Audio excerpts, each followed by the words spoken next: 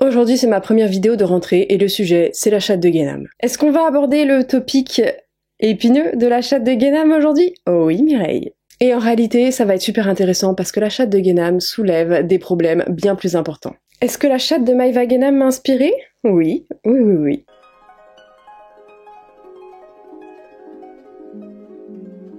Petit interlude lexique afin de garder cette vidéo accessible au plus grand nombre. Je vais donc utiliser des termes annexes pour qualifier l'appareil génital d'une femme. Bon, ce week-end nous avons tous été très inspirés par la chatte de Guénam, y compris Booba, qui est vraiment le pire placé pour parler de ce sujet. Pour les 2-3 dans le fond qui ne sauraient pas qui est Maïva Guénam, donc c'est une influenceuse de télé-réalité qui vit à Dubaï, et aussi très connue pour sa plastique, sans mauvais jeu de mots, très plantureuse, et également plébiscitée par certaines cliniques esthétiques. Et je ne pense pas trop m'avancer en disant que son corps est vraiment pour elle un faire-valoir et qui a tenu les propos suivants ce week-end. Sans injection. Sans injection, et en fait ça rajeunit le vagin, genre c'est trop bien, et il fait vraiment plein de choses. Et puis l'injection d'acide hyaluronique. Moi je trouve que c'est super important d'avoir un beau vagin. Genre moi j'ai de la chance, j'ai vraiment un beau vagin, genre j'ai pas les lèvres ou quoi qui dépassent, mais il faut l'entretenir, du coup c'est trop bien. Genre là, c'est comme si j'avais 12 ans, genre.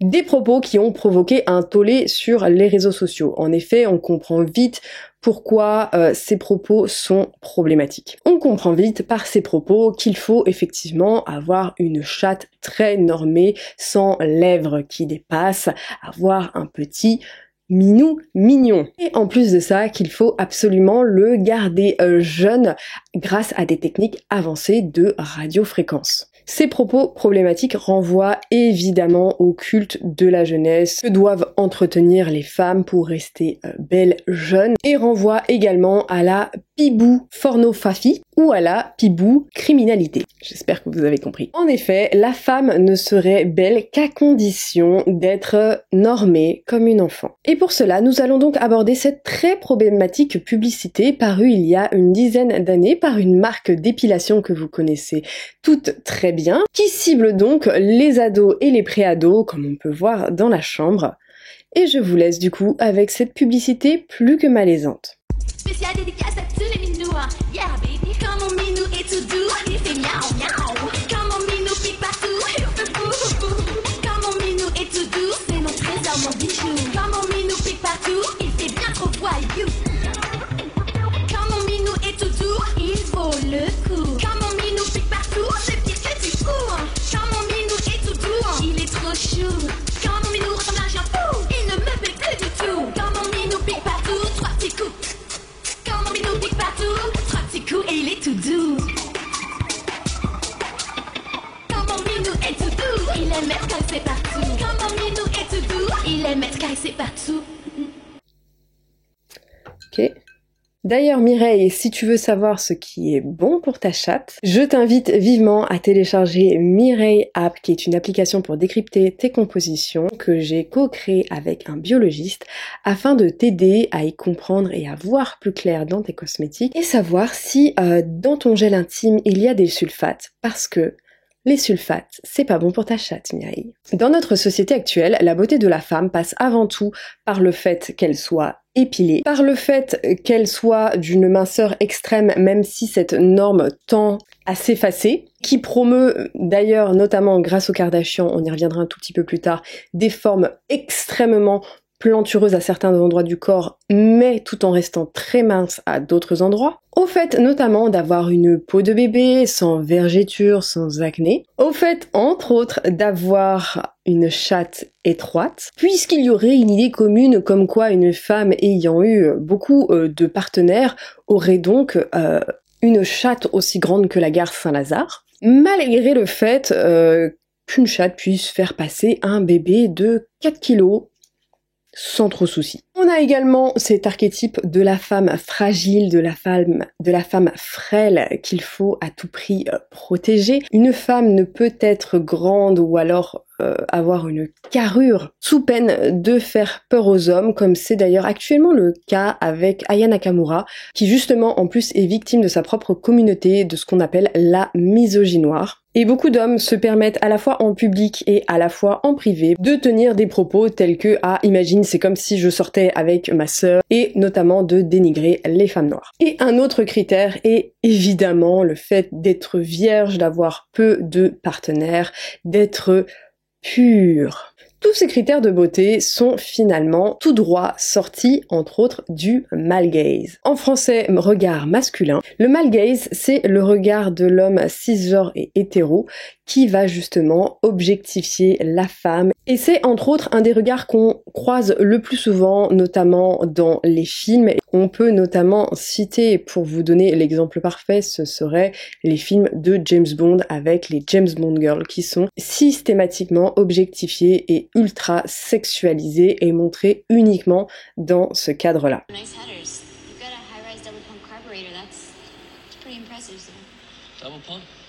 It squirts the fuel in so you can go faster. Oh. I like to go fast. It looks like your distributor cap's a little loose. Et il ne faut pas être dupe. Le male gaze, toutes ces injonctions aux femmes à être épilées, douces comme des bébés, ne sont que le résultat de notre société. Et le fait aujourd'hui que les propos de Maëva Gainam fassent réagir montre que notre société est en train d'évoluer et c'est plutôt une bonne chose.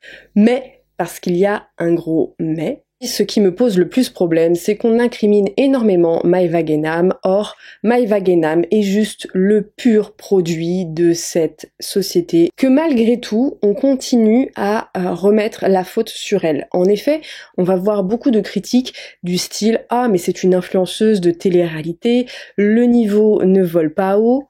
Elle ne s'éduque pas, elle ne sait pas s'éduquer, elle ne sait pas lire, elle ne sait pas non plus parler français. Ça, c'est le style de critique qu'on a pu voir au travers des réseaux sociaux ce week-end. Et là, on est face à un cas classique de classisme. Et qu'est-ce que le classisme? C'est une discrimination qui se joue à la fois sur l'origine de la classe sociale, la façon de parler français, le langage tenu ou encore le niveau d'études. En gros, c'est se penser plus intelligent qu'une personne parce qu'on a une meilleure élocution, parce qu'on a un niveau d'études plus élevé ou encore qu'on vient d'un milieu social plus élevé. Et pourtant, on ne parle pas d'une personne et qui a forcément provient d'une classe sociale peut-être plus élevée que Maëva Gainam, c'est donc de son gynécologue. Personne ne parle du fait que ce gynécologue a payé Maëva Gainam pour promouvoir une chirurgie esthétique, réparatrice, je ne sais pas, de sa foufoune. Personne ne parle du fait que ce gynécologue a payé pour mettre en avant ses pratiques. Personne ne parle du fait que le gynécologue n'a pas repris Maëva sur le fait que avoir des grosses lèvres n'est pas une maladie, n'est pas une tare, et qu'il existe, et il devrait le savoir vu son métier, toute forme de chatounette dans la nature. Et pourtant c'est son métier. Personne n'incrimine donc cet homme blanc, qui a fait des études, qui est spécialisé dans les chattes, qui en voit toute la journée, et qui ne reprend pas cette jeune femme sur les énormités qu'elle est en train de dire. Ce n'est pas étonnant, mais revenons-en sur les traitements inutiles. Au cours de nos pérégrinations sur les réseaux sociaux, n'avons-nous pas vu parfois des rhinoplasties totalement inutiles? Moi, ça m'est arrivé plusieurs fois de tomber sur des avant-après de rhinoplastie et de me dire mais cette femme n'avait pas besoin d'une rhinoplastie. Vous allez me dire oui, mais Gabi, tu n'es personne pour juger de si cette femme a besoin d'une rhinoplastie ou non. Je suis bien d'accord avec ce principe-là, mais néanmoins, j'arrive à comprendre que dans certains cas, certaines personnes avec des nez très proéminents se fassent faire une rhinoplastie car leur nez a vraiment une particularité physique un petit peu hors norme et je comprends totalement que ces personnes, sûrement à cause du harcèlement, des moqueries qu'elles ont eues durant toute leur enfance, se fassent refaire le nez. Cependant, je suis tombée sur de nombreux cas de rhinoplastie où je trouvais que le nez de base était très beau et que le résultat était beau aussi, mais que finalement on gommait toutes les spécificités ethniques des nez de ces personnes-là pour au final se tourner vers un nez très caucasien, c'est-à-dire un petit nez en trompette, sans bosse, très fin. Cela me fait toujours quelque chose car j'ai l'impression effectivement que désormais on n'essaie pas d'améliorer peut-être un gros complexe physique, mais qu'on essaye simplement de vous vendre une forme de nez, d'une forme de bouche, une forme de sein absolument standardisée. D'ailleurs, si vous souhaitez en savoir peut-être un petit peu plus sur la standardisation de la beauté, je vous invite à regarder cette vidéo YouTube que j'ai fait il y a quelques années sur le fait que beaucoup de personnes qui font de la chirurgie esthétique se ressemblent de plus en plus. J'ai une question pour vous, est-ce que les chirurgiens esthétiques ont une part de responsabilité dans les complexes qui sont incombés aux femmes actuellement? Et je me suis demandé à ce moment-là, est-ce que peut-être un suivi psychologique ne serait peut-être pas plus utile pour ces personnes que de faire de la chirurgie esthétique à outrance, puisqu'on commence par un petit complexe, quelque chose d'accessible, et au fur et à mesure, on voit que les opérations de chirurgie prennent de l'ampleur, qu'il y a toujours quelque chose à modifier, toujours quelque chose qui ne va pas, et j'en viens à me dire que peut-être un suivi psychologique serait plus intéressant pour ces personnes sur le long terme. En effet, ce que j'appelle la kardashite aiguë, je ne sais pas si vous vous souvenez de l'épisode de Khloé Kardashian dont la mamie a posté une photo d'elle sans retouche sur les réseaux sociaux, qu'elle a tenté de faire supprimer absolument partout, justement en créant l'effet Streisand, mettant justement en avant cette photo qui a été repostée de maintes fois, puisque ce n'était pas l'image qu'elle souhaitait renvoyer. Et pourtant son corps avait tout ce qu'il y a de plus normal, il n'y avait absolument rien de choquant. Le plus épique dans cette histoire, c'est qu'elle a tenu en fait de montrer en photo, malheureusement retouchée, que son corps ne ressemblait pas à la photo d'avant, mais encore plus pernicieux, c'est qu'elle a donc fait une vidéo d'elle où elle montrait son corps comme quoi il était beau, il était musclé, comme quoi il ne ressemblait absolument pas à la photo qui avait été publiée par Megarde, tout en utilisant des filtres vidéo pour affiner son corps. Hello Mireille, aujourd'hui je t'apprends à retoucher ton corps en vidéo pour pouvoir aider plein d'autres femmes à complexer. Allez, c'est parti! Donc on va commencer par affiner la taille, puisque après tout, qui a besoin d'un côlon? Étape numéro 2, on va élargir les hanches.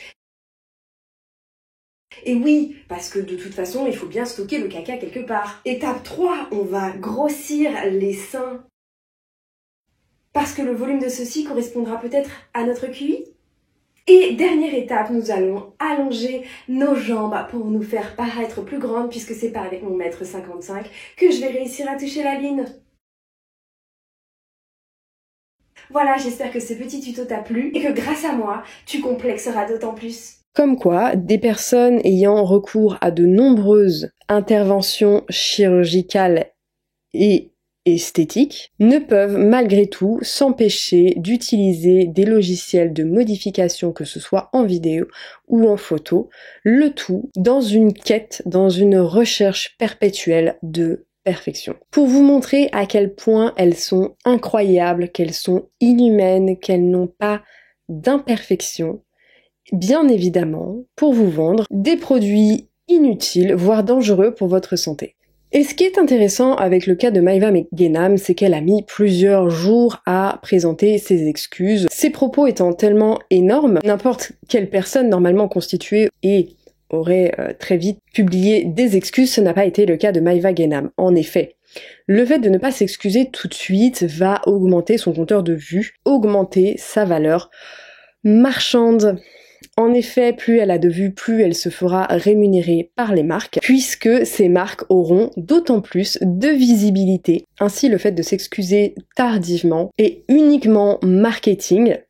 Et d'ailleurs, on se rend très bien compte dans ces excuses, que ce soit d'elle ou de sa manager, qu'il y a une déresponsabilisation totale presque en se faisant passer pour une enfant sans filtre et qui est en réalité pleine d'honnêteté. Et là, très clairement, elle profite de son avantage de femme à se faire passer pour une cruche.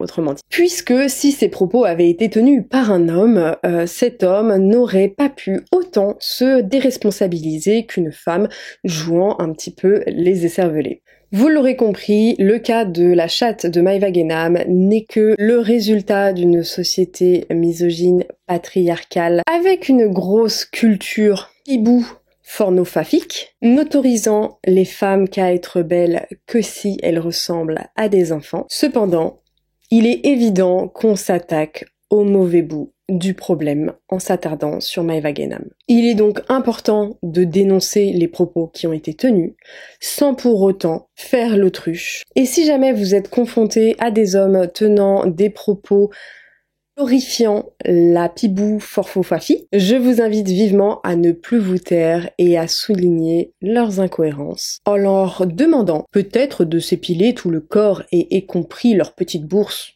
à la cire chaude, et de faire de la radiofréquence afin que leur petite bouboule ne soit plus si flasque. Voilà, j'espère que vous aurez aimé cette vidéo. N'hésitez pas à soutenir la chaîne en likant et en mettant un commentaire et en t'abonnant. Moi, je te retrouve la semaine prochaine pour une nouvelle vidéo.